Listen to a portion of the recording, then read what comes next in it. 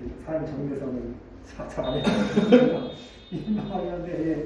오늘 내용은 일단,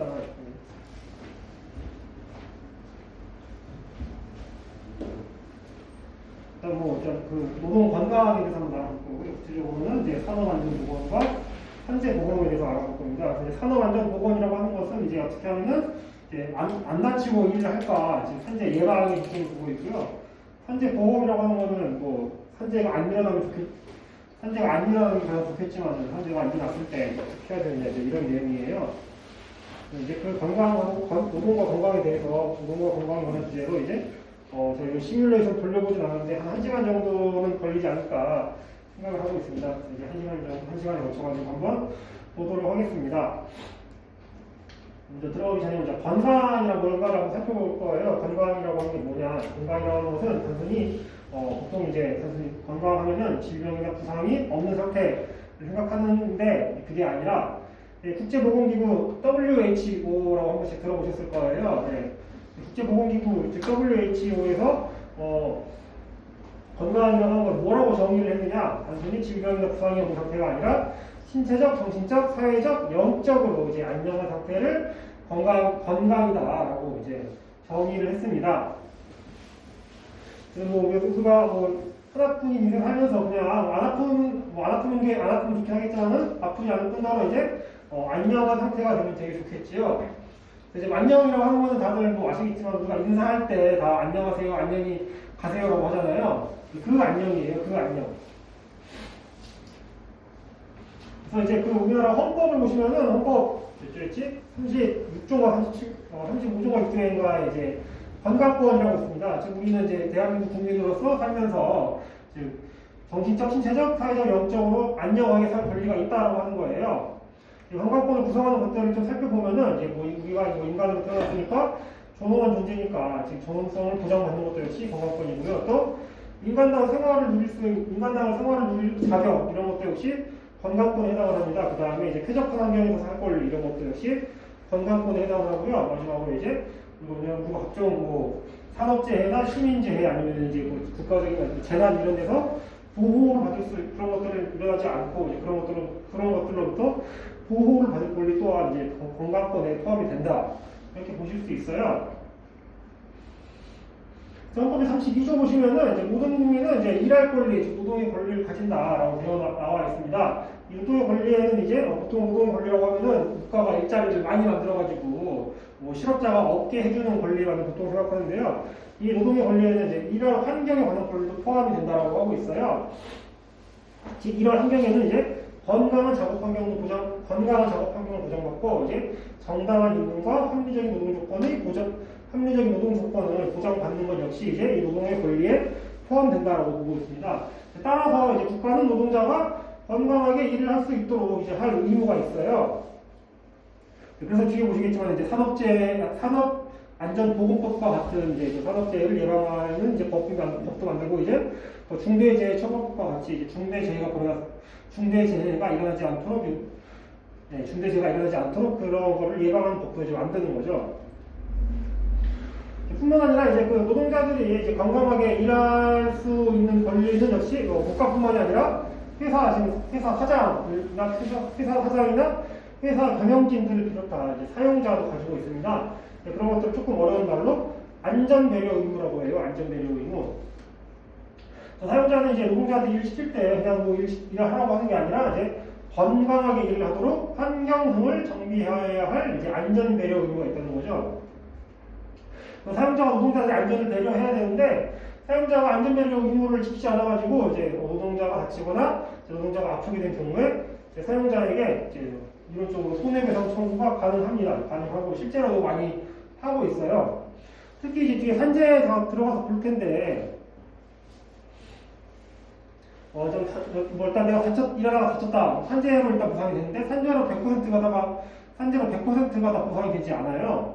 보통 한 70% 정도 보상된다고 보시면 돼요. 그럼 이제 나머지 30%는 이제 나머지 30%가 이제 만약에 회사에서 이렇게 안전 배려를 해야 되는데 회사에서 안전 배려 의무를 하지 않아가지고 만약에 내가 다친 거에 대해서 회사 측 책임이 100%다. 라고 하면은 이제 회사에다가 손해배상을 청구를 할 수 있습니다. 실제로도 많이 하고 있고요. 일단 들어가기 전에 조금 살펴보면은 뭐 이런 이렇게 노동 환경과 노동자에 대한 노동자의 권리에 대한 이제 꾸준한 관심이 이제 그 노동자의 건강을 지키는 방법이고요. 우리가 뭐 법적 권리, 노동자의 권리 알고 있지만은 노조 활동하지 않거나 그냥 가만히 있으면은 다 보장이 안 되잖아요. 마찬가지예요. 예, 노동 환경과 노동자의 권리에 대한 이제 국가나 사용자한테 그런 의무가 있다고 하더라도 그런 것들을 꾸준히 요구하지 않으면 이제 보장이 안 된다고 하는 겁니다. 특히 이제 산업재해 같은 경우는 이제 산업재해 이후에 보상받는 것보다 산업재해가 일어나지 않도록 하는 것이 이제 훨씬 중요하기 때문에 특히 이제 이런 것들에 대해서 관심을 꾸준히 가져야 하고요. 그런 거죠. 상담하다 보면 이제 그런 경우가 있어요. 치료를 일하다가 다쳐가지고 좀 몸이 손이나 발이 절단되거나 꺾여가지고 좀 이제 장애가 남을 수도 있는 상황인데 보면은 이제 치료를 대충 받고 장애 보상금 얼마나 나올지 물어보는 경우가 있어요. 그렇기 때문에 제가 한마디씩 하거든요. 아니 치료를 잘 받아가지고 장애 보상금이 안 나오더라도 장애가 안 남는 게 낫지. 치료 대충 받고 장애 나오면은 장애 보상금 많이 받아봐야 뭐 할 거냐. 이제 그런 식으로 제가 설명을 하거든요. 즉 나중에 보상받는 것보다 일단 장애가 안 일어나고 일어났다고 하더라도 최대한 치료를 해가지고 장애가 안 남는 게 훨씬 중요하다라고 하는 겁니다.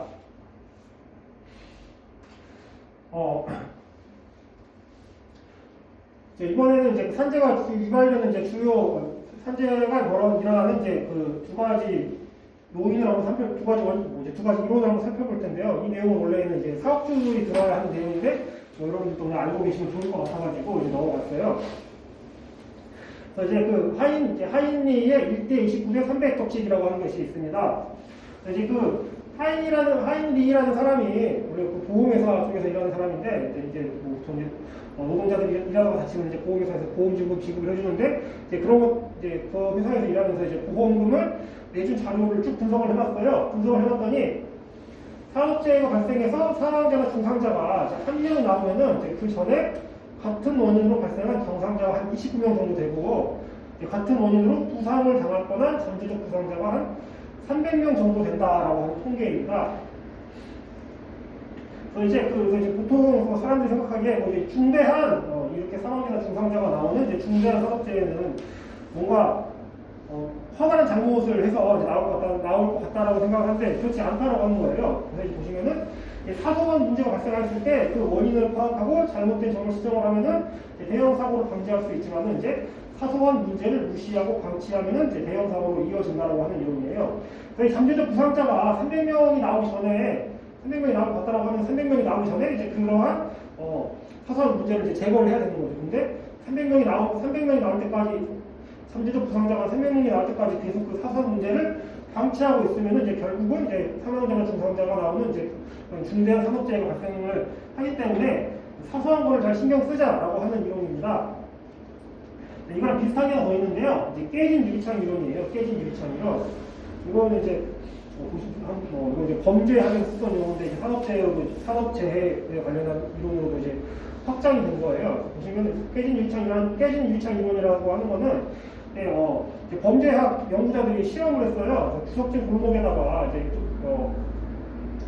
차량 그대로 놔두고 차량 한 대는 멀쩡하게 놔두고 나머지 차량 한 대만은 일단 앞유리창만 깨놓고 이제 일주일 동안 그 차량을 방치를 해놓은 거예요. 일주일 뒤에 가봤더니 이제 멀쩡한 차량은 그대로 있는데 앞유리창이 깨져 있던 차량은 박살이 나 있던 거. 이제 이제 범죄학에서 이걸 분석을 할 때 보통 중범죄를 예를 들어서 살인, 강도 같은 중범죄를 잡기 위해서는 이제 경찰 인력을 막 투입해가지고 살인, 강도범들을 지금 때려잡아야 한다가 아니라 경범죄를 많이 잡으면 중범죄도 줄어든다라고 하는 거예요.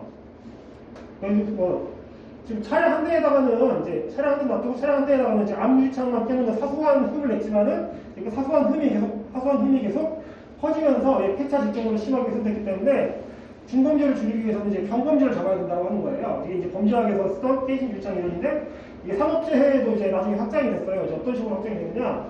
뭐 중대산업재해를 예방하기 위해서 막 거창한 거 하지 말고 주변 정리 정돈을 잘 하는 것만으로도 이제 산업재해 효과, 주변 정리 정돈을 잘 하는 것만으로도 이제 중대산업재해를 예방할 수 있는 효과가 있다라고 하는 겁니다. 거의 이 이론이나 이제 비슷한 건데, 사소한 주변의 문제나 사소한 주변의 실수 같은 것들을 바로 잡게 되면 이제 산업재해를 줄일 수 있다라고 하는 거예요. 그래서 이제 이런 아까 말씀드렸듯이 이러한 내용은 이제 기업 사업주들한테 필요한 건데, 우리가 사업주들한테 요구를 하기 위해서는 이제 이런 이론들을 알고 있으면 좀 갖다 써먹기 좋다. 그렇기 때문에 좀 소개를 드려봤습니다. 자, 이어서 볼 내용은 이제 산업안전보건법에 대해서 한번 좀 구체적으로 살펴보도록 하겠습니다. 일단 이제 들어가기 전에 한 가지 좀 알려드릴 점은, 산업안전보건법이 워낙 복잡하고, 이제 사업 종류마다 적용되는 규정들이 막 되게 다르기 때문에 조금 여기서 좀 되게 간략하게 쓰느라 내용을 많이 줄여놨거든요. 혹시 자세한 내용은, 나중에 따로 뭐 찾아보시거나 공부를 하셔야 돼요. 네. 그래서 볼게요. 이제 산업재해라고 하는 것은 이제 노동력을 제공하는 자, 노동자가 업무로 인하여 다치거나 질병에 걸리는 것을 이제 산업재해라고 하고 있습니다. 구체적인 원인들은 이제 설비 등의 결함, 작업 중의 사고, 유해 물질의 노출 등이 이제 산업재해의 원인이 되고 있고요. 이제 과거에는 단순한 사고나 이제 몸이 아픈 것만을 이제 산업재해로 생각했으나, 이제 최근에는 업무 스트레스, 직장 내 괴롭힘, 고객 등의 부당한 요구에 의한 정신적인 질병도 이제 산업재해에 이제 해당한다라고 보고 있는 추세입니다. 구체적인 법 내용들 한번 볼 텐데요. 이게 가장 중요해서 내가 몇 번 해놨어요. 이제 뭐 잘 아실지 모를지 모르겠지만 이제 작업중지권이라고 하는 게 있습니다. 작업중지권은 그게 노동부에서 작업중지권이 있으니까 이제 적극 활용하시라고 만들어 놓은 포스터예요. 작업중지권이라고 하는 것은 이런 거 읽어볼게요.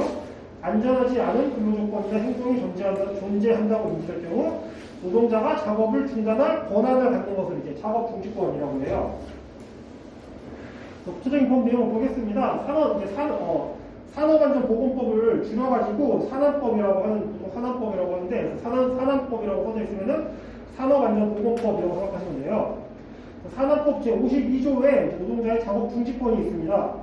노동자는 산업재해가 발생한 이제 급박한 위험이 있는 경우에는 사용자에게 보고하지 않고, 즉 사용자의 승인이 없어도 작업을 중지하고 대피를 할 수 있습니다. 다만 대피한 이후에는 대피했다고 끝이 아니라 즉시 위험이 있다는 사실을 사용자에게 알려야겠죠.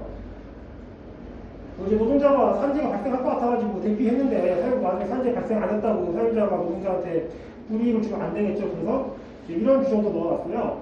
노동자가 산업재해가 발생할 급박한 위험이 있다고 판단한 것이 합리적일 때에는 사용자는 노동자에게 해고나 불리한 손해배상 청구 등을 할 수 없다. 이렇게 이제 명문의 규정으로 박아놨습니다. 그래서 산업재해가 발생할 것 같다. 근데 산업재해가 발생할 것 같다. 네.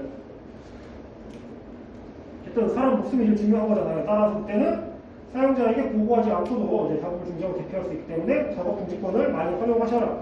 앞으로 좀 많이 활용을 이런 게 있다는 걸 일단 아시고, 나중에 혹시 뭐라도 산업재해가 발생할 것 같다라고 하면 이제 많이 활용을 하시는 게 좋겠습니다.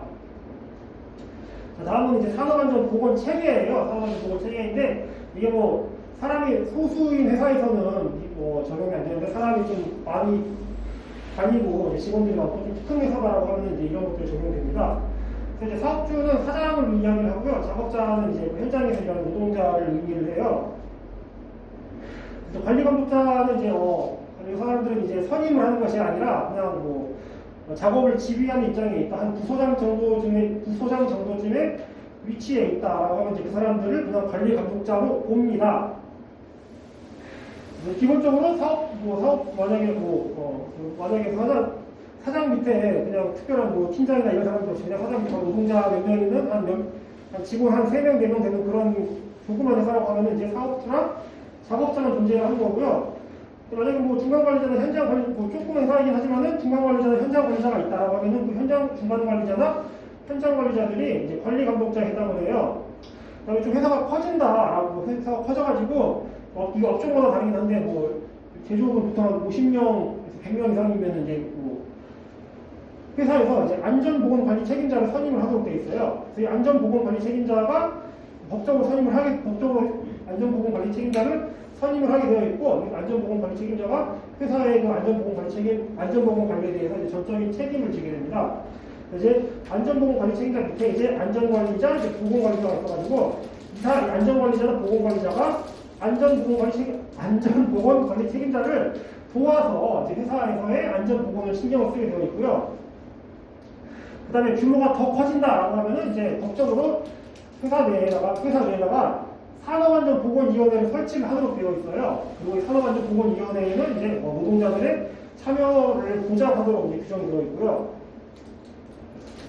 그다음에 조금 산업이 복잡해져가지고 한 장소에서 이제 여러 업체들이 모여가지고 서로 특히 건설업이 그런데요. 이제 한 장소에서 여러 업체들이 모여가지고 서로 이제 원화처럼 관계 맺으면서 사업을 한다고 하면은 맨 꼭대기에 있는 회사에서는 이제 그 현장에서의 모든 안전을 총괄할 안전부분 총괄 책임자를 지정을 하도록 되어 있습니다. 그래서 이제 우리 회사가 어떤 업종이고 직원이 몇 명인지를 파악을 해가지고 우리 회사에 안전관리자나 보건관리자 선임 의무가 또 안전보건관리 책임자 선임 의무가 있는지를 먼저 파악을 해야 되고요. 선임이 안 돼 있다. 선임해달라고 회사에 요청을 해야 돼요. 예. 왜냐면 그래야 그 사람들이 책임지고 이제 안전보건에 신경을 쓰기 때문이에요. 자세한 내용 볼게요. 이제 관리감독자 등 해가지고 산업법 15조부터 18조에 이제 규정이 되어 있습니다. 거기서 관리감독자는 사업자는 생산과 관련되는 업무와 그 소속 직원을 직접 지휘 감독하는 직위에 있는 사람을 이제 관리감독자라고 하고 있어요. 관리감독자는 보통 이제 생산직 회사에 문제를 하고요. 관리감독자가 뭘 해야 되느냐? 설비를 점검하고 보호구 및 방호장치 교육을 해야 되고요. 사고가 발생하면 응급조치를 해야 되고, 이제 작업장 정비 및 통로 확보 등의 이제 일을 해야 됩니다. 관리감독자가 전문적으로 이런 것들을 해야 되고요. 사업 규모가 커지면은 이제 안전보건관리 책임자, 안전관리자, 보건관리자 등도 이제 선임을 해야 합니다. 자, 그 다음 내용인데요. 산업법 25조에 이제 안전보건관리 규정이 있어요. 그래서 이제 일부 업종 제외된 업종이 있긴 한데, 우리 회사가 100명이 넘는다라고 하면은 반드시 그 회사는 안전보건관리 규정을 작성을 해가지고 노동자가 언제든지 볼 수 있게 이제 해놔야 됩니다. 이제 우리 회사가 100명이 넘는데 없다. 공개하라고 요청해야 이제 안전보건관리 규정 만들라고 요구를 해야 되고, 언제든지 볼 수 있게 공개해라라고 요구를 해야 되는 거고, 안 한다. 수고를 하셔야 돼요, 진짜. 예. 그다음 산업법 29조 보시면은 안전교육에 관한 내용이 있습니다. 역시 저 일부 업종제가 있긴 하지만 기본적으로 회사의 직원이 5명이 넘는다라고 하면은 이제 노동자들에게 주기적으로 이제 안전교육을 실시를 해야 돼요. 안전교육 시간도 정해놨습니다. 이제 최소한 분기마다 한 번씩 해야 되는 거고, 예. 사무직이나 판매직이 아니라고 하면은 이제 분기당 6시간 이상 안전교육을 해야 돼요. 그래서 이것도 역시 안전교육 안 한다. 열심히 안전교육 하라고 요구하고 안 하면 역시 국고고발 들어가야죠. 예. 자, 다음 내용 볼게요. 이제 이게 실질적인 안전조치 및 보건조치입니다. 산업법 38조 39조에 나와 있는데요. 사업주는 산업재해를 예방하기 위해서 필요한 안전조치 그리고 건강장애를 예방하기 위하여 필요한 보건조치를 이제 하도록 법에 규정을 해놨어요. 이제 어떤 것들이 안전조치고 어떤 것들이 보건조치냐는 이제 밑에 보시면은 산업안전보건에 관한 규칙이라고 하는 게 있어요. 인터넷에 치면 나옵니다. 산업안전보건에 관한 규칙. 여기서 이제 구체적으로 규정을 하고 있습니다. 그래서 이 산업안전보건에 관한 규칙을 보시면은 1조부터 이제 673조까지 있어요. 그래서 이제 산업별로 또 이제 직종별로 어떤 경우에는 어떤 거 갖춰라고, 어떤 경우에는 어떤 거 갖춰라고 하는 게 내용이 되게 많아요. 그래서 1조부터 673가지 규정이 있다라고 보시면 됩니다. 예시를 한번 보면은 이제 어떤 경우에는 안전모 지급하고 보호환경 지급하고 안전화 지급해라라고 하는 규정들이 있고요. 이제 각종 위험물 지급 시 그 혹시 산수 지금 교육 준비하기 전에 들었는데 가글 시스템이라고. 네. 여기 뭐 만든다고 그랬지? 의료용 가스 만든다고 했죠. 예. 거기 다 의료용 가스 취급할 때 주의 규정 있죠. 예, 그 규정이 그냥 회사에서 만든 규정이 아니라 이 산업안전보건에 관한 규칙에 다 있는 것들이에요. 예. 아니 이제 보건조치 예시는 뭐 어떤 일을 할 때는 이제 방진 마스크 주고 방독 마스크 써야 되니까 이제 지급을 하라는 거고 이제 환기시설을 설치하라 이제 이런 내용들도 이제 그 산업안전보건 규칙에 있는 내용들입니다. 또 몇 가지 좀 많은데 이거 다 볼 필요는 없고 이제 이 산업안전보건에 관한 규칙에 대한 예시를 들기 위해서 한번 가져온 거예요. 그 근골격계 부담 작업이라고 있어요. 이건 이제 산업재해가 또 쓰이는데 근골격계 부담 작업이라고 하는 것은 이제 이러한 업무들을 하면은 이제 몸에 무리가 가는 업무로 보겠다라고 하는 겁니다. 그래서 농업계 같은 경우는 쓰레기 많이 들어 올리시죠. 몇 킬로 정도 해요? 뭐 어떤 거 처리하세요? 폐기물? 생활 음식물 저 음식물이요. 음식물이요. 음식물은 키로수 안 나오나? 음식물 쓰레기 혹시 10kg 넘어가나요? 잘 모르시죠? 먹는 거 많죠. 넘는 거 많아요. 그럼 보시면은 이게 하루에 25회 이상 10kg 이상의 물체를 무릎 아래에서 들거나 어깨 위에서 들거나 팔을 뻗은 상태에서 드는 작업. 근데 음식물 쓰레기 봉투 다 땅바닥에 놓여있잖아요. 그럼 무릎 아래잖아요. 봉투 하루에 25개는 가뿐히 넘기시죠? 그렇죠. 몇 개 정도 하세요? 어떨 때는 그 통에 들어가 있는 게 많아요. 하루에 대략 몇 개? 옛날에는 우리가 할 때는 25개 무조건 넘었죠. 부천대학교 때. 근데 지금은 그런 건 아니고요. 한 통에 걸어서 아니 바닥에 있는 거 들어가고. 어쨌든 이제 그게 기본 한 20m면 20kg 나왔고.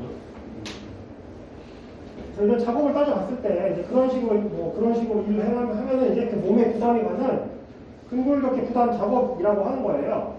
그렇게 되면 어떻게 되는 거예요? 이제 뒤에 나와요. 그럼 이제 혹시 CCTV도 하루에 몇 시간씩 TV 보시나요? TV를. 모니터? 네. 공부하는 동안 계속 보죠. 그런데 키보드랑 마우스 혹시 안 쓰시나요? 써요. 얼마만큼 쓰세요? 계속 쓰죠. 계속 써요? 마우스는 계속 쓰고. 키보드는요? 키보드는 이제 일지 쓸 때. 일치 있을 때만요. 네. 마우스 그거 해당이 안 되는지 모르겠는데 위에 보시면 이런 것도 있어요. 하루에 4시간 이상 집중적으로 장거리 등을 위해 키보드 또는 마우스를 조작하는 작업도 손 많이 쓰고 키보드랑 마우스 많이 쓰면은 팔에 무리가 가거든요. 맞죠. 네. 그런 것도 이제 거기 이제 두 번째 우리 같은 경우에 하루에 총 2시간 이상 목, 어깨, 팔꿈치, 손목 그 쓰레기 치우는데 저거 다 사용하지 않나요? 그래서 이런 것들 내가 이런 일을 한다라고 하면 이제 그게 근골격계 부담 작업이라고 하는 거예요. 우리는 그걸 하고 있는 거네. 만약에 노동자들이 근골격계 부담 작업을 하고 있다라고 하면 회사는 뭘 해야 되느냐?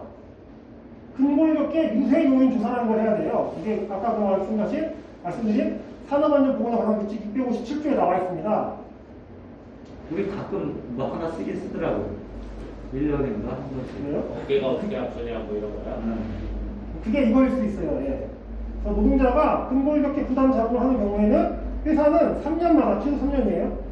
최소 3년마다는 이제 유해 요인 조사를 해야 돼요. 예. 이 유해 요인 조사가 뭐냐?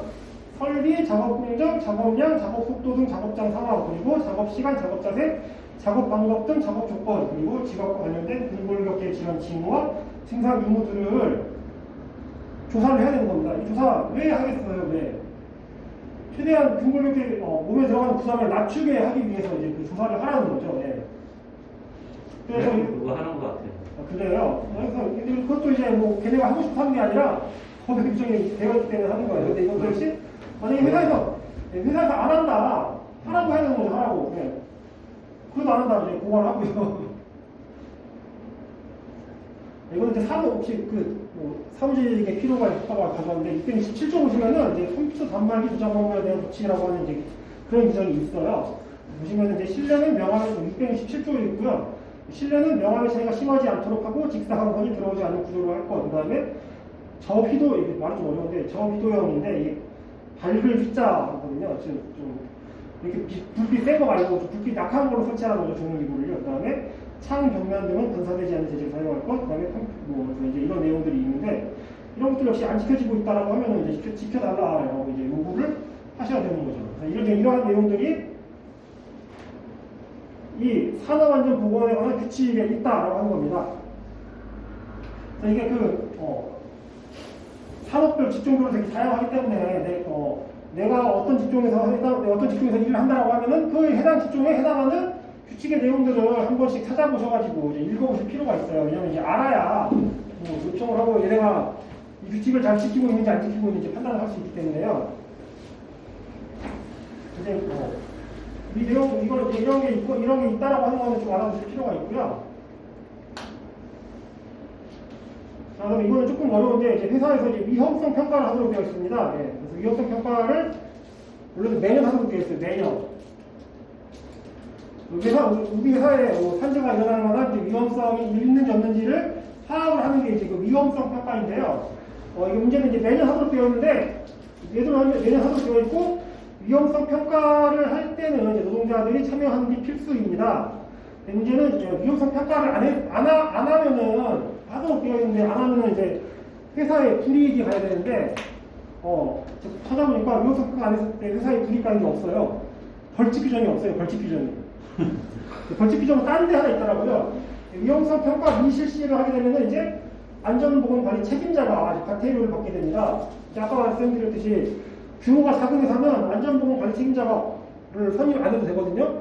이제 규모가 작은 회사는 이제 위험성 평가를 매년 안 해도 된다라고 하는 거예요. 이제 법에 그런 이제 법에 좀 맹점이 있는데 또 만약에 우리 회사가 좀 규모가 돼가지고 안전보건관리 책임자가 있는 회사다라고 하면은 이 안전보건관리 책임자한테 너 왜 위험성 평가 안 하냐 빨리 해라 매년 이렇게 요구를 하셔야 되고 그래도 안 한다. 이 안전보건관리 책임자가 있는데 이거 위험성 평가 매년 하라고 되어 있는데 안 하고 있으니까 사퇴를 부과해 달라라고 이제 신고 등을 하실 수 있다라고 하는 겁니다.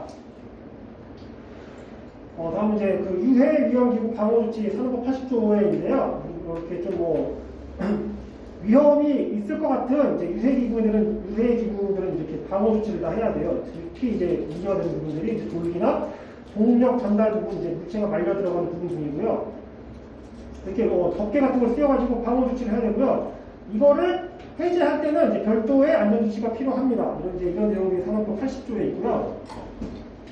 그다음에 각종 표지판이에요. 각종 표지판. 그래서 빨간색 해가지고 이렇게 사선으로 그어져 있는 거는 금지 표시예요. 금지. 어디 가지 마라, 뭐 걷지 마라, 차량 지나가지 마라, 사용하지 마라 이런 것들이 있고요.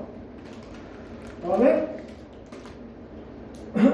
노란색 바탕에 검정색 테두리로 해가지고 삼각형으로 되어 있는 경고예요. 이제 보건 경고, 공사물 킬 경고, 저온 경고 이제 이런 것들이 경고이고요. 자전거 타는 거. 저 고온 경고 꼭 자전거 타는 사람처럼 생기지 않았어요? 네? 자전거 타는 사람처럼 생기지 않았어요? 고온 경고. 죄송합니다. 화살표. 화살표예요? 네. 이 파란색 거는 지시예요. 지시. 모자 써라, 뭐 안경 써라, 마스크 써라 이제 이런 것들이 지시고요. 그다음에 녹색으로 되어 있는 건 이제 안내예요. 기상부 잘 아시죠? 기상부. 이거는 조금 어려운 건데 이제 좀 어려운 말로 이제 물질 안전 보건 자료 물질이라고 합니다. 그래서 가스 만드시는 데는 우리 회사에 다 있니? 다 있어요? 다 해당되는 거예요. 활, 인화, 산화성, 고압가스, 독성 물질, 발암성 물질 다 우리 회사 다 있어요. 다 했겠네요. 저는 다 했겠네요. 그래서 이거 물질 안전 보건 자료 물질이라고 하는 우리 말이 조금 어려운데 이걸 해석을 하면은 이제 물질 안전 보건 자료라는 게 있어요. 물질 안전 보건 자료. 물질 안전 보건 자료는 뭐냐? 위험할 것 같은 물질은 안전 보건 자료를 갖춰놔야 한다라고 하는 거예요. 안전 보건 자료 갖춰놔야 되는데 그게 바로 물질 안전 보건 자료이고요. 물질 안전 보건 자료는 물질 안전 보건 자료 물질은 물질 안전 보건 자료를 작성을 해야 되는 물질을 물질 안전 보건 자료 물질이라고 합니다. 말이 어려운데 그냥 위험한 물질들이라고 생각하시면 돼요. 위험한 물질들. 그래서 위험한 물질들에는 반드시 이런 것들을 붙여놓고 이게 왜 위험한지를 써놔야 돼요. 예시를 한번 볼게요. 이제 이게 뭐였지? 인화성 물질이잖아요. 인화성 물질. 인화성 물질 명칭이 뭐고 이제 신호가 뭐고 왜 위험하고 어떻게 예방을 해야 되는 거고 이제 누가 줬는지도 써야 됩니다. 이거를 이제 물질안전 보건 자료라고 하는 거고요. 그래서 LPG 가스 영어로는 이제 MSDS라고 해요. MSDS. LPG 가스다라고 하면은 일단 인화성 물질, 가스 폭발 이건 뭐였지? 바람성 물질이네요. 그래서 신호는 이제 위험이고요. 왜 위험한가? 이제 유해 위험물을 써놓고 예방조치 사용 전 취급 설명서를 확보해라. 뭐 보호자가 껴라 이런 식으로 이제 예방조치 문구를 써놔야 돼요. 이제 이거를 이제 MS 물질 이거 써놓는 게 이제 물질안전 보호 자료예요. 물질안전 보호 자료예요. 이제 이런 위험 물질에는 반드시 이렇게 경고 표시를 하고 유해 위험 문구와 예방조치 문구를 써야 되는데 이것도 안 쓰고 있다. 당연히 써놓으라고 요구하고 그래도 안 쓴다. 그렇지. 고소고발을 해서 쓰게끔 만들어야 돼요. 왜냐? 그래야 이제 노동자들이 안전하게 일을 할 수 있기 때문에요. 자, 다음 작업 환경 측정입니다. 산업법 제 125조이고요. 인체에 해로운 작업을 하는 사업장에서 이제 작업 환경 측정을 하도록 되어 있고요. 측정만 하는 게 아니라 사업중 당연히 측정 이후에 환경 개선, 건강 진단 등을 하여야 합니다. 이것보다 더 중요한 거는 이거예요. 역학조사. 이제 우리 회사에 뭔가 업무상 사고나 업무상 질병, 특히 업무상 질병이 발생을 했는데 원인을 모르겠다. 사실 일하는 사람 입장에서 원인 잘 모르잖아요. 그때는 역학조사를 해달라고 요구를 할 수가 있어요. 역학조사라고 하는 거는 최근에 코로나 때문에 많이 다 들어보신 단어일 텐데 코로나에서 역학조사라고 하는 거는 이제 어디서 병이 코로나를 관리받는지를 거꾸로 추적하는 거잖아요. 마찬가지로 이제 이 여기서 역학조사도 이 사람이 질병에 걸렸으면 이 질병이 왜 걸렸는지를 역으로 추적하는 거를 이제 역학조사라고 합니다. 예전에 예전에 삼성 반도체 이런 데서 백혈병 많이 걸렸을 때 왜 이 백혈병이 일어났는지를 조사를 하는 과정을 거쳤거든요. 이제 그게 이제 역학조사에 해당을 하는 거예요. 그거는 어디 가요? 이거는 이제 산재 신청하시면서 근로복지공단에 요청할 수 있어요. 역학조사를 해달라. 네. 여기에서 어떤 물질들을 쓴 것 같은데, 이것들이 어떤 질병을 유발하는 걸로 의심이 된다. 그러니까 역학조사 해가지고 승인해달라. 보통 이런 식으로 요청 많이 합니다. 거기에 대한 지식이 있어야 되거든요. 뒤에 나오겠지만 산업안전 공부를 꾸준히 해두시는 게 좋아요. 네. 자, 그다음 건강진단입니다. 산업법 제 129조에 나와 있고요. 사무직 같은 경우는 이제 2년에 한 번 이상, 비사무직 같은 경우는 1년에 한 번 이상 건강진단을 받도록 되어 있어요. 회사에서 건강진단을 못 받게 했다, 아니면 건강진단을 받을 시간을 안 줬다, 회사의 가치를 보아야 됩니다. 1년에 한 번씩 해요. 네. 그다음에 내가 좀 위험한 물질 다룬다라고 하면은 이제 특수건강진단이라고 하는 것을 이제 실시를 해야 됩니다. 이제 산업안전보건을 이제 법에 대한 내용은 일단 여기까지고요. 그다음에 산업안전보건을 이제 실질적으로 지키기 위해 필요한 것들을 한번 좀 요약을 해봤는데요. 일단 회사에서 산업안전보건법을 잘 지키지 않는다. 이게 만약에 근로기준법을 잘 안 지켜가지고 임금을 제대로 안 준다. 나중에 달라고 하면 돼요. 근데 산업안전보건 그래서 이제 근로기준법 위반 같은 경우는 좀 미뤄놨다가 나중에 천천히 신고하는 경우도 있긴 한데 산업안전보건법을 위반하면은 바로 산업재해가 일어날 가능성이 올라가고 산업재해가 일어나면 아까 말씀드렸듯이 다치고 나서 치료받고 보상 받는 것보다 그냥 안 다치고 사는 게 더 좋잖아요. 그렇기 때문에 회사의 산업안전보건법 위반 사항에 대해서는 근로기준법처럼 시간 끌지 마시고 적극적으로 고소 또는 고발해서 안전조치, 보건조치 하라고 요구를 해야 됩니다. 그 다음에 이제 안전수칙이 있으면 당연히 지켜야겠죠. 안전수칙 등의 준수부다. 그리고 아까 말씀드린 하이니 법칙이나 폐진 유리차 기준에서 볼 수 있듯이 사소한 수칙이라도 이제 준수를 해야 이제 산업재해가 발생하지 않는 거고요. 그 다음에 이제 좀 알아야 얘가 법을 위반하고 있는지 안 하고 있는지 잘 알 수 있기 때문에 이제 안전 상황 등에 대해서 학습을 하는 것이 필요합니다. 특히 내가 좀 위험한 물질을 받는다, 아니면 좀 위험한 업무를 담당하고 있다라고 하면은 남들이 가르쳐 주기 전에 본인이 먼저 좀 공부를 하시는 게 좋고요. 자, 그 다음에 아까 규모가 큰 회사라고 하면은 이제 산업안전보건위원회를 산업안전보건위원회 설치를 해야 된다라고 말씀드렸잖아요. 이제 우리 회사가 규모가 커가지고 산업안전보건위원회가 있다라고 하면은 여기 열심히 참여해가지고 산업안전보건위원회가 제대로 불러가서 우리 회사에서 안전이나 보건이 실질적으로 보장이 될 수 있도록 보장이 될 수 있도록 해야 할 것이고요. 이제 이거 앞에 다루진 않았는데 명예산업안전감독관 제도라고 하는 게 있어요. 산업안전보건법상이에요. 이제 산업안전감독관은 이제 노동부 공무원인데 산업안전보건에 대해서 경력도 있고 좀 잘 아는 노동자, 즉 일하는 사람을 산업안전감독관으로 임명하는 게 이제 그 명예산업안전감독관 제도입니다. 그래서 이제 산업안전보건에 대해서 공부하고 열심히 경력 쌓고 참여하다 보면은 이런 거 명예산업안전감독관이 될 자격을 갖출 수가 있어요. 그렇게 되면 이제 명예산업안전감독관에 뭐 지원을 한다거나 선정이 돼가지고 열심히 법 위반하는 애들 때려잡으러 다닐 수 있게 되는 거죠. 그래서 이런 제도가 지금까지 활용하실 필요가 있고요. 그 다음에 이제 작업중지권도 이제 적극 활용하실 필요가 있습니다. 위험하다 그만두셔야 사고가 발생해서 내가 다칠 것 같다. 네, 그만두셔야 돼요. 회사를 그만두라는 게 아니라 작업을 그만두실 줄 알아야 합니다. 마지막으로 이제 노동조합 활동을 열심히 해가지고 회사에서 노동조합을 무시하지 못해야 이제 이런 것들도 고소고발이나 산업안전보건위원회 참여도 이제 원활하게 할 수 있으니까 노동조합을 활동을 열심히 하는 것도 이제 그 산업안전보건법을 실질적으로 지키기 위해서 이제 필요한 것이라고 하겠습니다. 다음은 이제 산업재해보상보건법이에요. 그래서 이제 아까 이제 말씀드렸듯이 안 다치면 제일 좋은데 다칠 경우는 어떻게 해야 되느냐에 대한 문제입니다. 자, 그럼 볼게요. 산업재해보상보험이라고 하는 것은 이제 노동자의 업무상의 재해를 신속하고 공정하게 보상하기 위해서 이제 국가에서 운영하는 보험, 인더스트리얼 인슈어런스라고 영어로 하면은 국가에서 운영하는 보험이고요. 공보험이라고도 해요.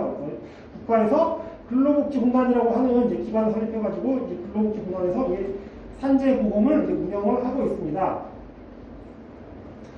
산재보험의 등장 배경은 이제 옛날에는 그냥 사람들이 농사 짓고 살았다면 농사 지으면서 크게 다칠 일이 별로 없잖아요. 근데 공장화가 되고 생산 조직의 기계화, 대규모화, 유형화가 되다 보니까 과거에 비해서 이제 산재의 가능성이 위험도가 증가가 됐어요. 예를 하나 들어보면 옛날에는 왕이나 귀족이 아닌 이상 다 초가집에서 살았기 때문에 집 지을 때 다쳐봐야 그냥 초가집 지붕, 즉 1층 지붕에서 떨어지는 게 다였거든요. 요즘은 다들 대부분 아파트 많이 살잖아요. 밑에서 5층 빌라 이런 데 살고.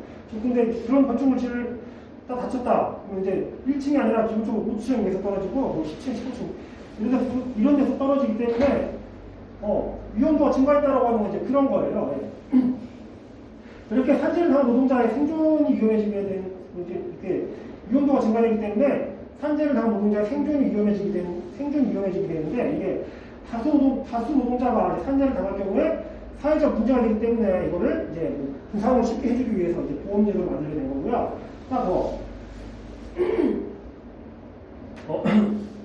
기본적으로 회사라고 하는 것은 이제 노동자들이 노동을 해줘가지고 그에 따라서 이익을 얻게 되는 거잖아요. 예를 들어서 동남경 하루에 쓰레기 한 500kg 들어서 옮기는데 600kg 들었다고 돈 더 주나요? 안 주죠. 근데 600kg 들었다고 해서 600kg 예시가 좀 안 맞는데 600kg 들어서 시에서 쓰레기 많이 치웠네 보상은 줄게. 그런데 노동자들한테 안 주고 사장 지네들이 먹는단 말이에요.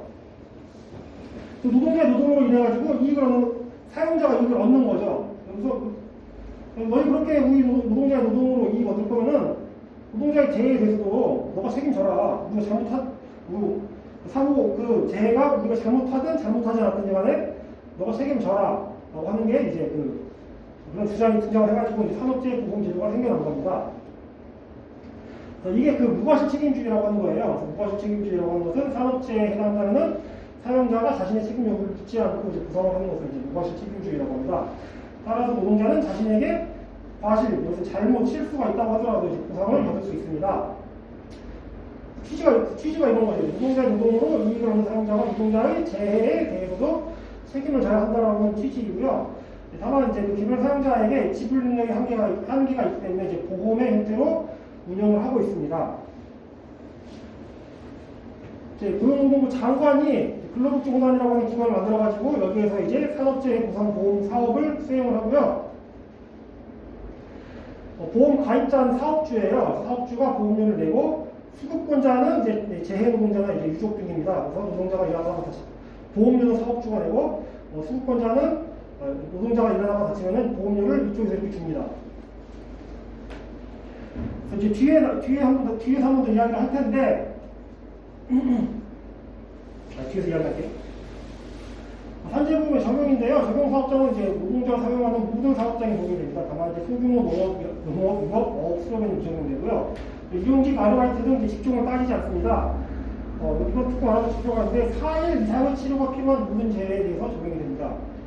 3일짜리 치료다, 3일짜리 치료가 필요한 재해다라고 하면은 그 정도는 경미하기 때문에 회사에서 보상을 하는 거예요.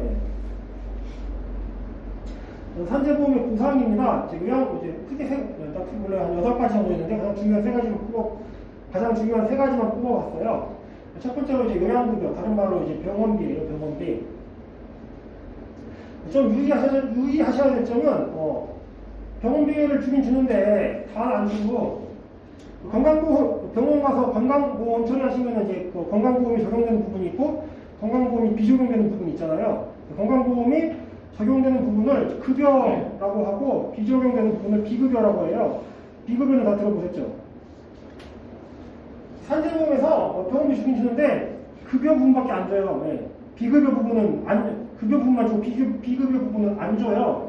그래서 내가 산재 당한 것도 억울한데 병원비가 조금 많이 나가는 것 같다 라고 하는 걸 예방을 하시려면은 실손보험을 개별적으로 두든지 아니면은 병원에서 비급여 치료를 다 빼달라고 하셔야 돼요.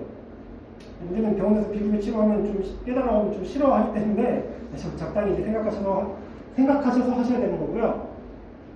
자, 다음에 다쳐가지고 일하지 못한 기간 동안에 이 금액으로 이제 이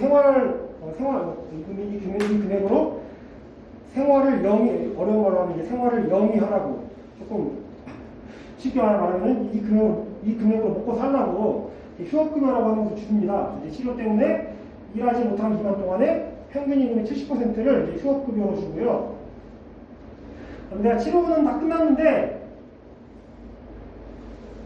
몸에 안 좋은 부분이 남았다라고 하면은 이제 그에 대해서도 보상을 장애급여라고 해서 그 남은 장애에 대해서도 이제 보상을 해줍니다.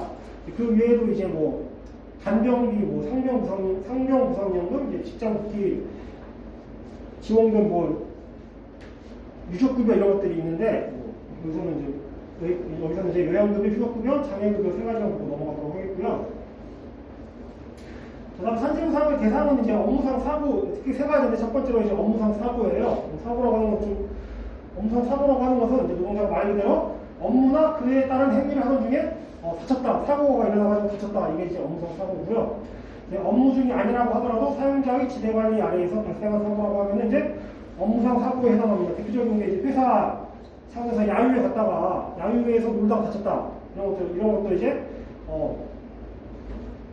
일을 하는 도중 아니지만은 회사 야유회 누가 가져간 거예요? 사장이 가져가는 거죠. 네, 사장이 시킨 일을 하는 거나 마찬가지로 보기 때문에 이제 그런 경우에도 보상을 해준다라고 하는 거고요. 이제 이 부분이 오늘 좀 중점적으로 설명할 이제 업무상 질병입니다. 업무상 질병은 노동자가 업무 중 유해 물질에 노출되어 발생한 질병, 노동자가 업무 중 신체 부담 작업으로 인하여 얻은 질병, 노동자가 업무로 인한 과로나 스트레스로 인하여 얻은 질병, 노동자가 직장 내 괴롭힘이나 불이익, 폭언 등으로 인하여 얻은 질병을 이제 업무상 질병이라고 하고요. 구체적인 내용을 볼게요. 먼저 보시면은 이제 장시간 노동, 즉, 과로가 이제 건강에 미치는 영향을 보면은 우선 먼저 장시간 노동은 이제 뇌심혈관계 질환을 먼저 유발을 합니다. 뇌심혈관계라고 하는 것은 혈액이 뇌랑 심장을 돌잖아요. 그쪽에 문제가 생기는 걸 뇌심혈관계라고 해요. 그래서 뇌졸중, 뇌경색, 뇌출혈, 심근경색, 심장마비, 협심증 이런 것들을 뇌심혈관계라고 하고요. 장시간 노동을 하게 되면 이제 우울증이 일을 너무 많이 하니까 우울증이나 불안장애 같은 것들이 올 수 있어요. 이런 것들을 정신질환이라고 하고요. 또 일을 너무 많이 하게 되면 이제 수면장애 같은 걸 올 수도 있고 기타 암이나 이제 고혈압 등도 장시간 노동과 관련이 있다는 연구 결과가 있습니다. 이거 보시면 이제 뇌혈관 질병 또는 심장 질병 및 근골격계 질병의 업무상 질병 인정 연구 결정이 필요한 사항이라고 이제 고용노동부에서 고시를 한 게 있는데요. 일을 너무 많이 해가지고 장시간 노동 일을 너무 많이 해가지고 뇌졸중, 뇌경색, 뇌출혈 이런 심근경색 즉 뇌랑 심장 계통에 병이 생기면은 업무상 질병으로 봐주겠다라고 하는 거예요. 이 기준이 세 가지가 있는데 첫 번째는 이제 스트레스, 두 번째가 급격한 업무량 증가, 세 번째가 만성 피로인데 앞에 두 개는 여러분들은 것도 중요한데 이게 훨씬 더 중요해가지고 지금 만성 피로만 가져왔어요. 만성 피로만. 그래서 이건 내용이 뭐냐? 어떤 노동자가 이런 식으로 일을 했다라고 이런 식으로 일을 하다가 뇌심혈관계 쪽에 병이 생기면은 업무상 질병으로 봐주겠다라고 하는 거예요. 보시면은 발병 전 12주 동안 즉 예를 들어서 만약에 내가 뇌졸중으로 쓰러졌다. 이 사람이 일하는 거 봤더니 뇌졸중이 생기기 전 12주 동안 업무 시간이 일주 평균 60시간을 넘거나 아니면은 발병 전 4주 동안에는 일주 평균 64시간을 넘었다. 이런 경우에는 이 사람의 일과 그 사람이 일과 그 사람이 얻은 질병이 관련성이 강하다고 평가를 해주겠다라고 하는 겁니다. 관련성이 강하다고 평가를 해주겠다라고 하는 거는 산재 인정 가능성을 높여주겠다라고 하는 거예요. 그래서 12주 동안 일주 평균 60시간 또는 4주 동안 일주 평균 64시간을 넘는다라고 하면은 넘고 내가 뇌졸중으로 쓰러졌다. 산재가 인정될 가능성이 높다라고 생각을 하시면 됩니다. 밑에 보시면은 12주 동안 일주 평균 업무 시간이 52시간을 초과하는 경우에는 업무 시간이 길어질수록 업무와 질병과의 관련성이 증가하는 것으로 평가를 해주겠다고 하는 거예요. 그래서 여기 보시면은 60시간은 강하다고 평가하는 거고 52시간은 이제 관련성이 증가하는 것으로 평가를 해주겠다라고 하는 겁니다. 그래서 내가 뇌심혈관계 질환으로 쓰러졌다. 제일 먼저 살펴봐야 될 게 일주일에 몇 시간 되냐, 일주일에 몇 시간 일했느냐예요. 이걸 반대로 뒤집어서 말하면은 내가 뇌심혈관계 질환으로 쓰러지지 않으려면은 회사에다가 노동시간 줄여달라라고 요구를 할 수 있는 거죠. 그 노동시간 줄여달라고 요구를 해야 되는 거고 그 기준이 60시간, 52시간이다라고 하는 거예요. 뒤에 볼게요. 그 다음에 아까 52시간이 넘지만 60시간이 안 되는 경우에는 그냥 관련성이 증가한다라고 되어 있잖아요. 근데 어떤 경우에는 52시간만 넘어도 강하다고 평가를 해주겠다라는 거예요. 강하다고 평가를. 어떤 경우냐? 52시간을 넘으면서 60시간이 안 되더라도 52시간 넘으면서 근무 일정 예측이 어려운 업무를 한다거나 고재지 업무를 한다거나 휴일이 부족한 업무를 한다거나 유해한 작업 환경, 환경, 온도변화, 소음 등에 노출되는 업무를 한다거나 육체적 강도가 높은 업무를 한다거나 시차가 큰 출장이 잦은 업무를 한다거나 정신적 긴장이 큰 업무를 한다라고 하면은 60시간이 안 된다고 하더라도 52시간을 넘으면은 이제 강하다고 평가를 해주겠다라고 하는 겁니다. 그 뒤에 내용인데요. 12주 동안 52시간을 초과하지 않는다라고 하더라도 이러한 것들에 노출이 되어 있다라고 하면은 관련성이 증가한다라고 평가를 해주겠다라고 하는 거예요. 또 이제 이 52시간, 60시간을 셀 때 밤 10시부터 아침 6시 사이에 야간 근무의 경우에는 30%를 가산을 해서 계산을 해주겠다라고 하는 겁니다. 이게 중요한 이유는 내가 뇌심혈관계 질환으로 쓰러졌다라고 하면은 이제 이러한 업무를 노동 시간이 60시간이나 60시간 또는 52시간이 되느냐, 또는 이제 이러한 업무들을 수행을 했느냐를 이러한 업무를 수행을 했느냐를 적어가지고 근로복지공단에 제출을 해야 돼요. 이런 것들을 열심히 수정을 해야 되는데, 열심히 수정을 해야 되는 게 이러한 것들을 알아야 하는 이유 중에 첫 번째고, 두 번째는 뭐 이러한 업무를 한다거나 아니면 우리 회사 노동시간이 너무 길다 그렇다고 하면은, 아니 우리 회사 노동시간이 너무 길기 때문에 노동자들 다 뇌심혈관계 질환으로 쓰러뜨릴 일이 있냐, 노동시간 줄여라, 이런 식으로 요구를 이런 식으로 요구를 할 수 있어야 하기 때문에 이제 이런 내용들을 알아둬야 한다라고 하는 거죠. 다음 근골격계 질병이에요. 근골격계 질병. 근골격계 질병은 뭐 이런 것들이 있어요. 팔 부분에는 이제 뭐 목, 어깨, 등, 이팔, 아랫배, 팔꿈치, 손목, 손가락, 경추, 염좌, 경추, 추간팔 탈출, 회전 등기, 팔꿈치의 내외 사고약, 이거는 보통 테니스 엘보라고 많이 불러요. 그다음에 수분은 이제 손을 의미해요. 건초요. 이제 뭐 손가락이 아픈 걸로 보통 건초라고 하고요. 수분관 증후군은 손목이 아픈 걸로 보통 수분관 증후군이라고 해요. 다리 부분은 이제 뭐 엉덩이나 종아리, 무릎, 다리, 발목 이쪽을 이제 그 다리 부분이라고 하고요. 무릎을 반월상, 역물손상, 반월상 파열을 보통 반월상 파열, 그리고 이제 슬개대퇴부 통증 증후군은 슬개는 이제 한자로 무릎이 쓸이에요. 그래서 무릎 부분의 통증 증후군, 발바닥의 근막염, 발목의 번영 등이 이제 다리 부분의 근골격계 질병 등이고요. 허리 부분은 이제 특히 요추간판 탈출증, 보통 허리 디스크라고 많이 하죠. 이거 이제 이제 좀 뭐 몸쓰는 일을 하고 있고 이제 이런 질병들을 앓고 있다라고 하면은 이게 근골격계 질병에 해당할 수도 있겠구나라고 좀 의심을 해볼 수 있는 거죠. 이 내용들은 아까 이 고시 내용을 계속 설명을 하고 있는 거예요. 여기 근골격계 질병의 업무상 질병 인정 여부 결정에 필요한 사항.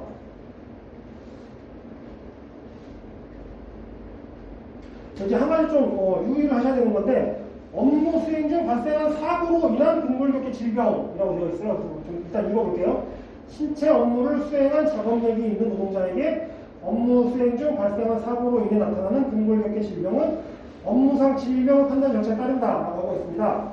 이게 무슨 뜻이냐? 제가 실제 사례를 들어서 설명을 해볼게요. 그 동남경에 그 홍순기 씨라고 있죠. 그분이 청소를 하다가 차에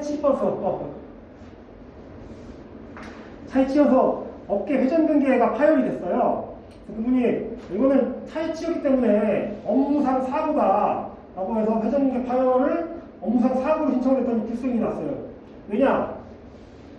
신체 부담 업무를 수행한 작업량이 있는 노동자에게 업무 수행 중 발생한 사고로 인해 나타나는 근골격계 질병은 업무상 질병의 판단 절차에 따른다라고 되어 있잖아요. 근데 지금 업무상 질병으로 들어가야 되는데 업무상 사고로 들어갔기 때문에 거기 걔네가 불승이 한 거예요. 저를 찾아오셔가지고 어떻게 해야 되느냐? 제가 여기 보시면은 회전근개가 있어요. 회전근개. 그래서 저한테 찾아오셔가지고 어떻게 해야 되느냐? 그래서 제가 업무상 질병으로 바꿔가지고 다시 신청을 하시라. 승인이 됐어요. 그래서 이걸 주의하셔야 돼요. 내가 만약 신체부담 업무를 하고 있다. 근데 내가 사고를 당했다라고 하더라도 발생한 질병이 이 근골격계 질병에 해당을 한다라고 하면은 기본적으로 업무상 사고가 아니라 업무상 질병으로 신청을 하셔야 됩니다. 네. 시간에 관계없어요. 아까 그 노동시간에 관계없어요. 노동시간은 그 뭐지, 뇌심혈관계 이야기하는 거고, 지금 이야기하는 거는 이제 근골격계예요. 근골격계. 다만 밑에 내용은 조금 어려우니까 넘어갈게요.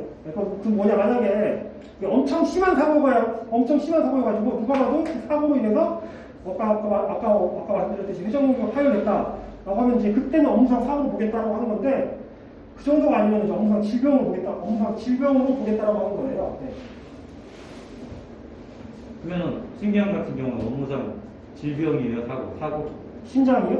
아니, 신경 같은 경우는 홍승기 씨. 업무상 질병으로 해가지고 인정받았어요. 그러니까 지금 저 내용이 나 같은 경우도 폐렴 등기 파일로다가 산재 처리해서 했거든요. 네. 업무상 질병으로 해가지고 네. 이게 아파가지고 병원 가서 저기 진료를 받았는데 병원에서 폐렴 등기 파일이다. 그럼 이게 왜 파일이냐? 그러니까 계속 반복된 동작을 하고 무거운 거를 들고 막 옮기고 계속 힘쓰는 일을 하다 보니까 그걸 몇십 년 하다 보니까 이게 맛이 갔다. 그래가지고 그 인정받아가지고 한 적이 있어요. 산재를 내가 처음 3번을 신청해서 3번을 다 받았는데 아무튼 그래요. 그거하고 이제 뭐 다른 것도 있긴 한데 어쨌거나 간단한 문제는 아니더라고요. 저기 인정받기가 와서 조사하고 뭐하고 되게 복잡해요. 예.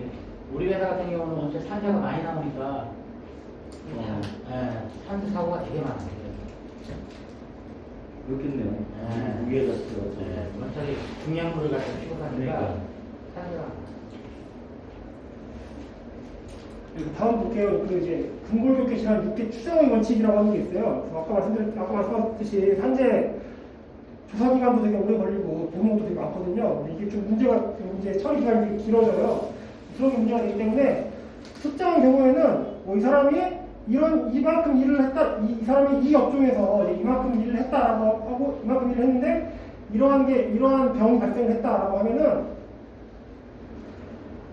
그럼 이 사람이 이 일을 이만큼 했기 때문에 이 병이 발생했다라고 추정을 해주겠다라고 하는 거예요. 즉 발현성이 높다라고 평가를 해준다라고 하는 거죠.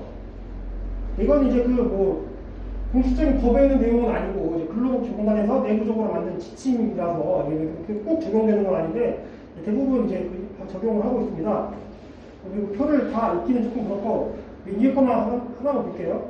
용접을 하거나 건설 배관일을 하거나 평틀 목공을 하거나 19번은 뭔지 모르겠네요. 그래서 이런 업무를 하고 이런 업무를 8년 이상 했다. 그리고 8년 이상 했는데 일을 하다가 경추간판 탈출은 못 부분이에요.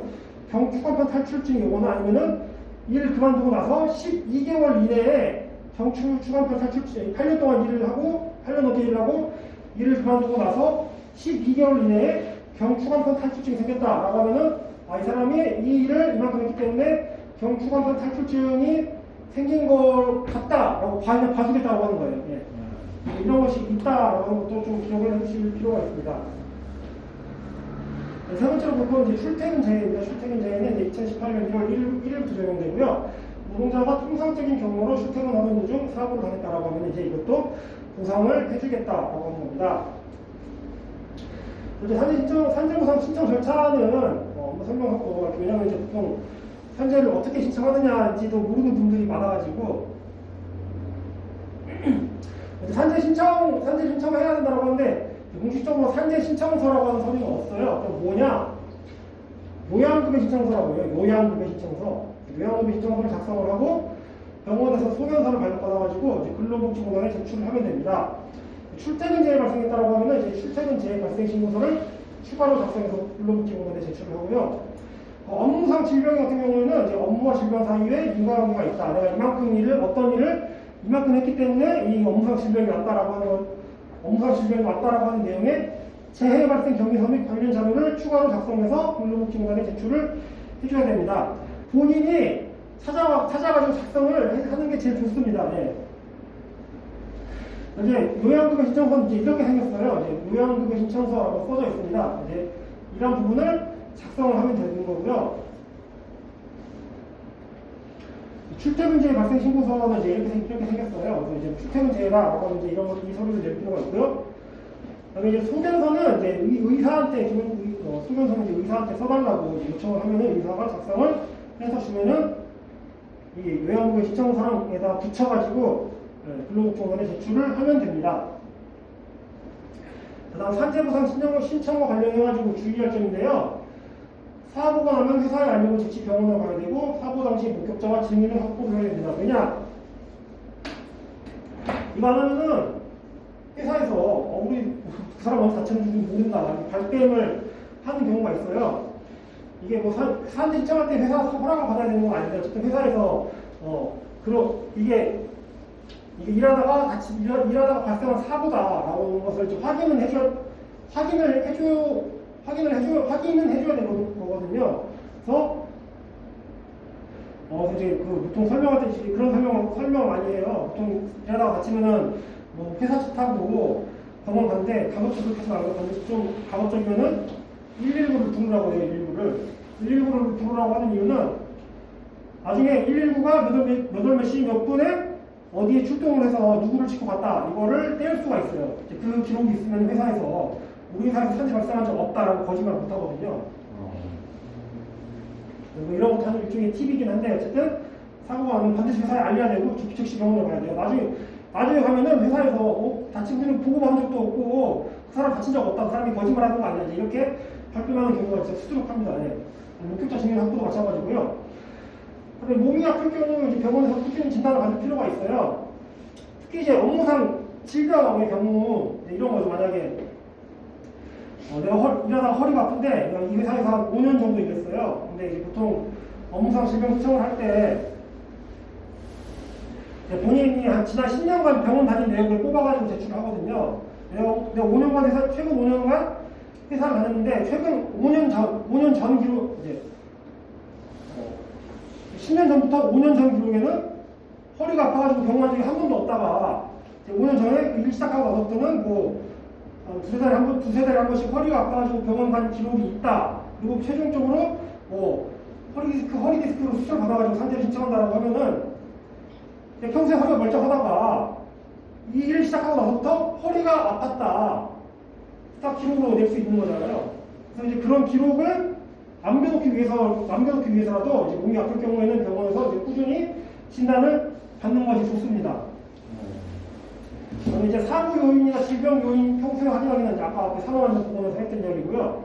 그다음에 이게 중요해요. 산업재해는 반드시 산재보상을 신청을 해야 됩니다. 여기에는 이제 여러 가지 이유가 있는데 첫 번째로 좀 크게 다쳐가지고 나중에 이게 합병증이나 뭐 재발 비용이 생길 것 같다라고 하면은 기본적으로 산재 신청을 하면은 산재보험에서 합병증이나 재발하는 것도 다 다 보상을 해줘요.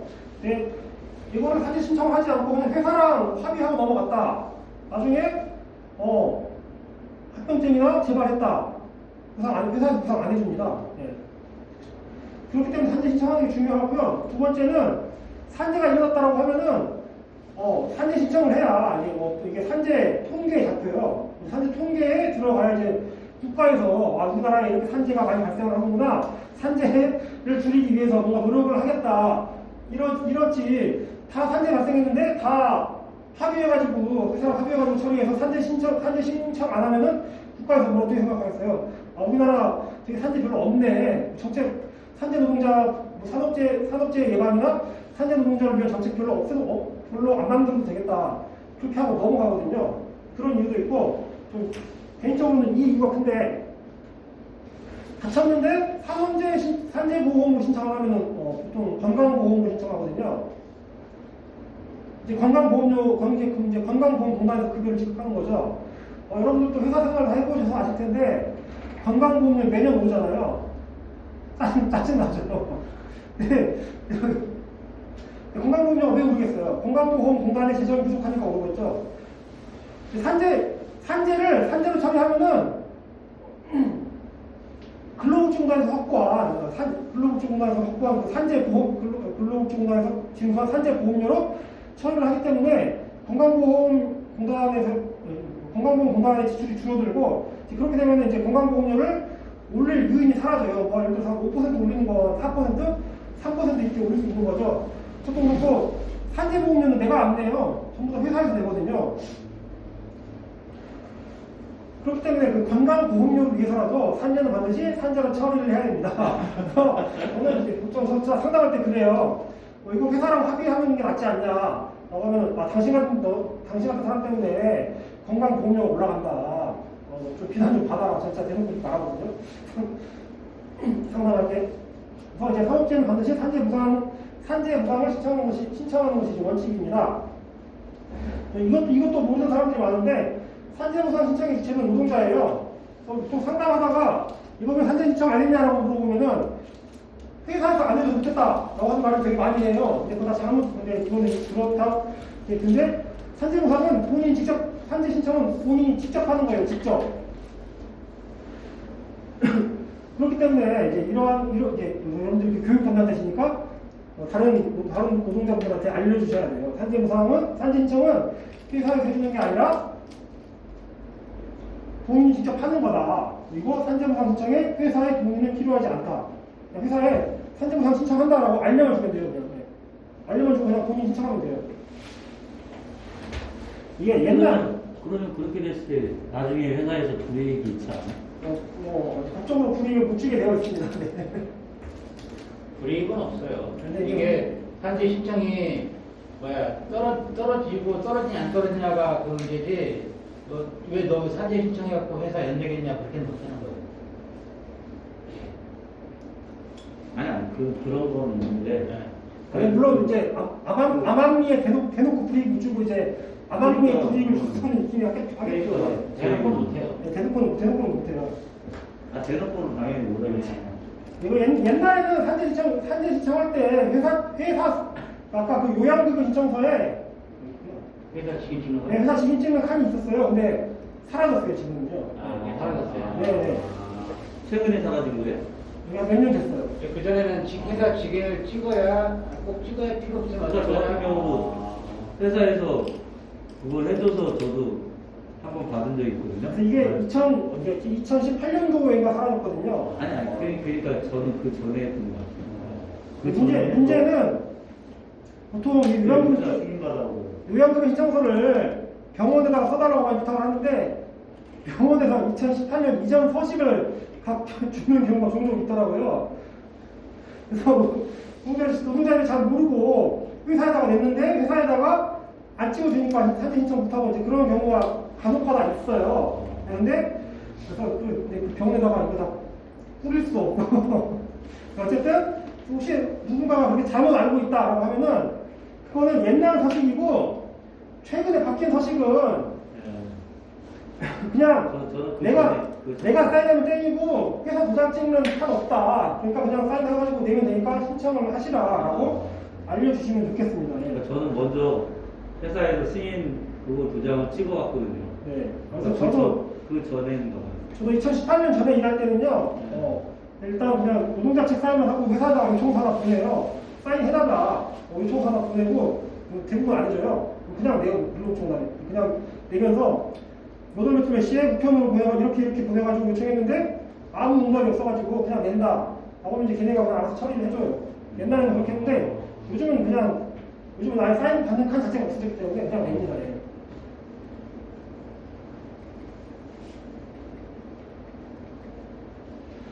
그러면 이제 그 소멸시효 3년 이제 사고가 발생하고 나서 3년 이후에 신청을 하게 되면은 보상을 다 못 받는 경우가 있어요. 예를 들어서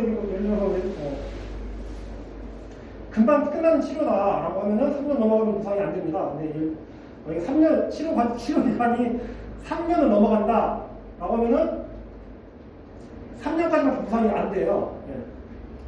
그래서 3년을 넘어가면 보상이 안 되기 때문에 산재 신청을 최대한 빨리 해야 된다. 그런 것을 좀 기억을 해주시면 좋겠습니다. 네. 그럼 만약에 뭐 건강보험으로 했다가 나중에 네. 마음먹고 산재 신청을 해요. 그러면은 이미 치료도 받고 돈도 다 냈잖아. 네. 그러면 그게 이제 자기들끼리 알아서 그 예산에 정비되고 산재 그래서 신청. 예산 정리하고 돈 돌려주고 해요. 네. 아 그렇게 저 같은 경우 옛날에 저도 차에 부딪혔거든요. 네. 발을 상했는데 그거는 자동차 거기서 그 산재는 돈을 산재에서 주고 그 돈에 대해서는 또 자동차 그쪽으로 또 이렇게 네. 청구를 하고 저는 관계는 없는데 그렇게 처리해요. 그래서 자동차 보험 이야기가 나와서 혹시 뭐 그냥 걸어가다가 차에 부딪히신 거예요? 아니 작업하다가. 작업하다가. 이제 그런 게 있어요. 이제 보통 이제 자가용으로 출퇴근하다가 교통사고 나는 경우가 있잖아요. 그때 자동차 보험으로 배상도 가능하고 산재 보험 신청도 가능합니다. 근데 보통 산재를 많이 선택하세요. 왜냐하면은 자동차 보험은 과실 책임이잖아요. 과실 책임이잖아요. 그래서 내가 뭐 사고 책임이 크다라고 하면 보상이 안 나와요. 근데 산재보험은 무과실 책임이에요. 무과실 책임. 그래서 내가 과실이 있었던 그 똑같은 금액이 나옵니다. 네. 그래서 산재 원칙적으로 내가 좀 과실이 크다. 산재로 처리할 수 있는 게 무조건 유리해요. 근데 그러면 그 대물 파손 이런 것도 막 산재를 처리할 대문 그건 아니죠. 몸에 대해서. 몸에 대해서 그러니까 내가 과실로다가 출근하는 동생 맨날 같은 코스로 출근하다가 사고가 났을 때 내 과실이 크더라도 다 보상을 받을 수 있다는 거죠. 네, 왜냐면 산재 보상은 정액 정률 보상이기 때문에. 그러니까 그거를 자동차로 안 하고 산재로 신청한다고요? 네. 그거는 그러면 이중으로는 안 돼요. 회사에 이중으로 안 돼요. 이중. 아, 회사에서 선택해서 회사에서는 그럼 그 관계가 없어요? 회사에서 관계가. 아니 예를 들어 자동차가 사고가 나는 태국 출근하다가 네. 예를 들어 사고가 났어요. 네. 그럼 그거를 산재를 신청하면 네. 회사에서는 불이익 같은 게 없어요? 불이익이 없는. 사실 그 부분에 대해서 불이익은 없죠. 불이익 줄게 뭐가 있어요? 네. 아니, 그게 회사 회사 안에서 일하다가 다친 게 아니라 아니 내 얘기는 그게 아니라 그러니까 회사가 불이익을 회사에서 했었고 근무를 일단 못 할 거 아니야. 그럼 회사에서 그거를 에이 그거 갖고 뭐라고 뭐 같은 새끼. 동원이 그런 회사는 아니죠. 아니 그런 거 그런 거 그러니까 아니라 이게 말씀하시는 거는 내가 출근길에 다쳐가지고 한 달 입원한다. 똑바로 말해서. 그렇지. 그랬을 때 한 달 입원하면서 나는 산재에다가 신청해서 보상금 땡기고 회사 한 달 안 나갔을 때 회사에서 나한테 불이익을 줄 수 있냐 그거 아니에요. 못 줘요. 못 줘요. 당연히 못 줘요. 왜냐면 그것도 산재이기 때문에. 그거. 아니 이러고 내가 뭐 회사에서 일하다 다친 게 아니라 출근하다가 다쳐갖고 한 달 입원했는데 그거 가지고 회사에서 일하다 출근하다가 왜 사고 났어? 사고 났으니까 6개월 가면 할 수는 없는 거야 이게. 그렇죠. 예. 근데 뭐 사실 산재는 안 하고 자동차 보험을 해서 아니 근데 거짓 보면 지금도 저도 지금 처음 듣는 얘기니까 왜냐면 거짓 그렇게 나면 자동차 보험으로 다 처리하잖아. 맞습니다. 만약에 내 과실이 0이다. 자동차 하시는 그런 자동차 하시는 게 당연히 좋죠. 근데 과실이 좀 있다. 산재가 이게요. 이건 실제로 그 보험업계 종사자도 하는 이야기예요. 아, 그래요? 근데 만약에 이제 1차나 저차나 둘이차 사고가 났어요. 7대 3 정도 돼요. 그러면은 차 수리비도 나오고, 네. 그 다음에 이제 병원비가 여기 나오잖아요. 산재는 병원비만 나오는 거 아니에요? 네. 양쪽 두 사람 다 나오는 거. 우리 쪽, 아니죠. 우리 나만 나오는 거. 저 사람은 출퇴근 중인지 아닌지 모르니까 돈 내고 나만 나오면 내가 출퇴근 중이었다. 나만 나오는 거죠. 내 치료비만. 그러면 이제 저 사람 걸 보상해줘요. 그거는 보험 처리해야 돼. 그러니까 이게 아, 그럼 내 아픈 거는 산재 처리할 수 있고, 차는 차대로 보험 처벌할 수 처리해야지. 있고. 아, 따로. 그렇지. 네. 아, 완전 이해됐어. 그렇구나. 네. 그러니까 내가 피해자면은 아무 상관이 없는데 피해자면 보상받으면 끝나는 건데 내가 뭐 가해자였을 때 내가 때려 박아서 부정한 이 사람이랑 다친 사람은 내 보험으로 퉁치고 나 다친 그리고 거는 나 다친 거는 산재 내 보험으로 하게 되면 내가 뭐 할 줄도 더 할 줄도 되고 할 거 아니야. 일단은 내가 한 달 입원할 때 내 보험회사에다가 한 달 받을 수는 있지만서도 그렇게 되면 할 줄도 더 되고 하니까 일단 내 건 내가 알아서 할게요고서 산재에다 처리 신청해서 산재에서 보상금을 땡겨서 써라 그거 아니에요. 저는 할증 여부는 잘 모르겠는데요. 그러니까 이게 내 보험회사에서 내가 잘못해서 내가 한 달 입원했을 때는 네. 이게 내 할증이 더 될 수 있는 거 아니야 이게 상대방 물어주고 그러니까 저도 그러면 결론은 그렇게 된 거네. 옛날에 저기 다쳤을 때 차에서 작업하다가도 원래 차에서 다치잖아요. 그죠? 작업하다 이제 차에서 다칠 수가 있잖아요. 차에 의해서요. 네, 그 작업차에 의해서. 네. 그러면은 그렇게 되니까 그걸 교통사고로 해서 산재로 해주긴 해주는데 산재로 해주면서 그거를 아까 제가 말씀드렸잖아요. 그거를 자동차 거기다가 다시 이렇게 신청해서 이걸 다시 자기들이 근데 그거는 자동차 보험 처리가 아니고 그거는 이제 그 산재에서 땡기더라고요. 어려운 말로 제3자 구상권이라고 해요. 제3자 구상권. 뭐냐면은 근로복지공단 입장에서는 저 사람이 잘못해가지고 내가 돈을 물어준 거니까 돈 뺏어오는 거죠. 이거는 이제 제3자 구상, 어려운 건 제3자 구상권이라고 해요. 어쨌든 출퇴근하다가 자가용으로 출퇴근하다가 다쳤다. 산재 보험처도 가능하고 자동차 보험처도 가능합니다. 단지 이제 중복 보상은 안 돼요. 중복 보상. 그래서 이제 산재 보상은 노동자의 권리이고요. 다치거나 아프면 반드시 산재 신청을 합시다. 피해 후유증이나 장애가 남을 것으로 업무 상태에는 반드시 산재 신청을 해야 이제 불이익이었고요. 사용자가 산재 신청을 방해하거나 산재 신청한 것을 이유로 이제 불이익을 주는 경우 형사처벌 대상에 해당한다라고 하는 점을 뭐 그렇게 두시면 좋겠습니다. 너무 시간이 많이 걸려서 중대재해처벌법을 대충 볼게요. 중대재해처벌법은 뭐냐? 우리 사회 아까 뭐 안전보건 관리 책임자 이런 사람들 있잖아요. 안전관리자. 만약에 산재가 발생했을 경우에 산업안전보건법상 처벌 대상은 이제 관리 담당자나 안전보건 관리 책임자, 즉 말단까지는 아니지만은 중간에 있는 사람들을 처벌하는 거예요. 근데 산업재해의 근본적 예방을 위해서 산업재해 책임을 기업 자체에 물 필요가 생겼다라고 하는 거예요. 왜냐면 그 중간관리자를 처벌하니까 걔네 경영주들, 회사 사장들이 다 중간관리한테 밀어두고 정작 중간관리자들이 산업안전보건을 지킬 수 있게 하는 환경을 안 만들어준다라고 하는 거죠. 그래서 너희가 책임져라. 회사 대표이사나 이런 사람들 책임져라라고 하는 거예요. 그래서 중대재해처벌법의 처벌 대상은 사업주 또는 경영 책임자입니다. 만약에 회사 규모가 작아서 관리 담당자나 안전보건 관리 책임자가 없는 회사다라고 하면은 사실 중대재해처벌법은 별로 의미가 없어요. 왜냐면은 그 사람이기 때문에. 근데 좀 회사 규모가 크다라고 하면은 이게 의미가 있습니다. 네. 중대산업재해 범위는 사망자 1명 이상, 동일한 사고로 6개월 이상 치료가 필요한 부상자 2명 이상, 동일한 유해 요인으로 급성 중독 등 직업성 질병자가 1년 이상의 상해 발생인데요. 이 직업성 질병에서 뇌심혈관계 질환, 등골격계 질환, 직업성 암은 빠져 있어요. 예. 이게 지금 이것도 포함해야 한다라고 하는 이제 그런 주장이 있긴 한데 일단은 빠져 있어요. 그런 거 이제 열심히 과로 시켜서 뇌심혈관계 질환으로 뇌졸중이 1년에 3명 이상 생겼다라고 하더라도 지금 처벌이 안 된다는 거죠. 중대처벌법 적용은 상시노동자 수 50인 이상 사업 또는 공사금액 50억 원 이상 건설업은 이미 시행 중이에요. 2022년 1월 17일부터 시행 중이고요. 상시노동자 수 5인 이상 사업은 2024년 1월 27일입니다. 5인 미만은 어떻게 되느냐? 없어요. 적용이 안 됩니다. 그래서 이 부분도 지금 비판이 있습니다. 네, 여기까지입니다. 네, 수고하셨고.